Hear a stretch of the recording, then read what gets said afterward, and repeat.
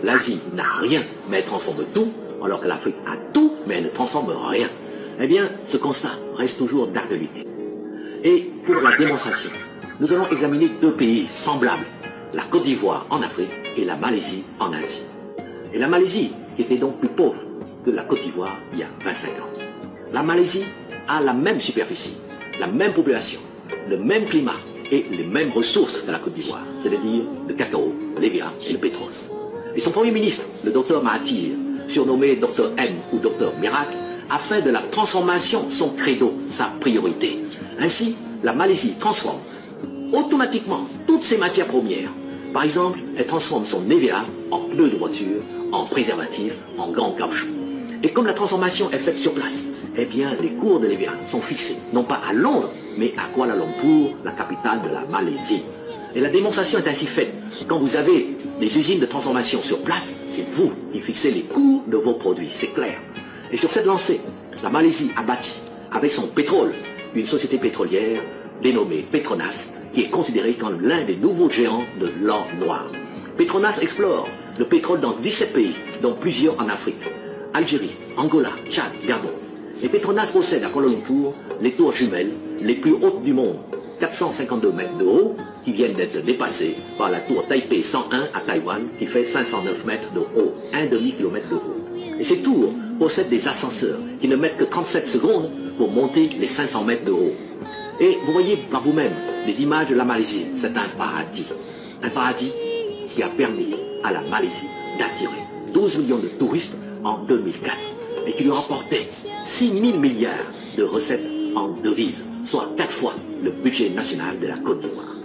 Et j'ajoute que la Malaisie a intégré la mondialisation dans sa vision économique en donnant la priorité à la création de grandes structures sur lesquelles peuvent se greffer leurs PME pour leur permettre ensemble de conquérir tous les marchés mondiaux.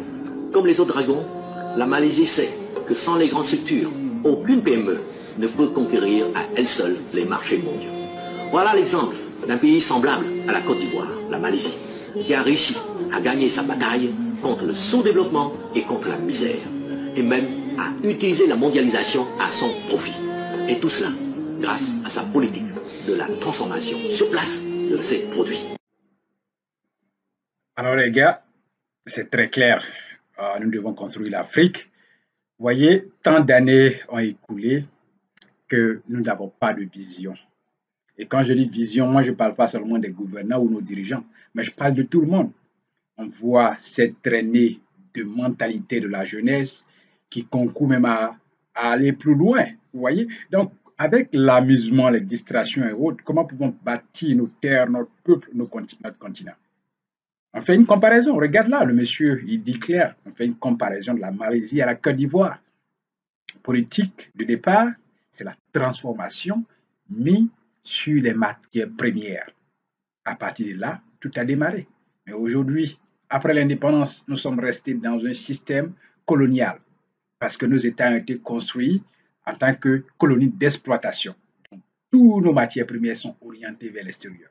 Mais les politiques ont continué ce chemin et même empiré encore les choses. Et jusqu'en 2025, nous sommes toujours accroupis et nous pleurnichons. Nous pensons que la faute, c'est l'Occident. Nous pensons que la faute, ce sont les autres. Non, la faute, c'est nous-mêmes. C'est nous-mêmes. Une pensée collective. Quelle politique est adoptée pour le développement? Quelle vision? Quelle éducation pour notre peuple, pour notre jeunesse? Pensons-y. En tout cas, pensons-y parce que nous n'allons pas comme ça rester éternellement des pays sous-développés ou des peuples sous-développés comme d'ailleurs les autres nous voient dans d'autres continents, dans d'autres terres.